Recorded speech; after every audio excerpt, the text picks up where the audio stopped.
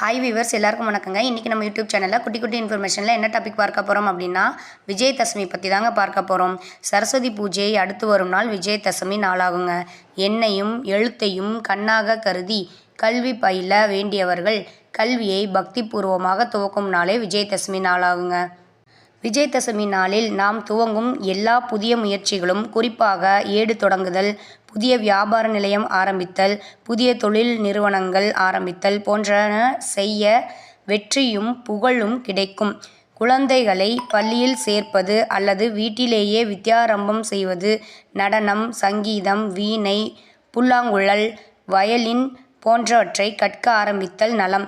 முன்பே கற்க ஆரம்பித்தவர்களும் முதல் நாள் சரஸ்வதி பூஜையில் வைக்கப்பட்ட புத்தகங்கள், வாத்திய கருவிகள் மற்றும் தமது தொழிலுக்கான கருவிகளை விஜயதசமி பூஜை முடிந்து உபயோகம் செய்தல் சிறப்பு. என்னங்க, இன்னைக்கு இந்த நிகழ்ச்சி பிடிச்சிருக்குன்னு நினைக்கிறேன். இந்த நிகழ்ச்சி பிடிச்சிருந்தா லைக் பண்ணுங்கள், கமெண்ட் பண்ணுங்கள், ஷேர் பண்ணுங்கள். மறந்துடாதீங்க வியூவர்ஸ், சப்ஸ்கிரைப் பண்ணுங்கள். பாய்.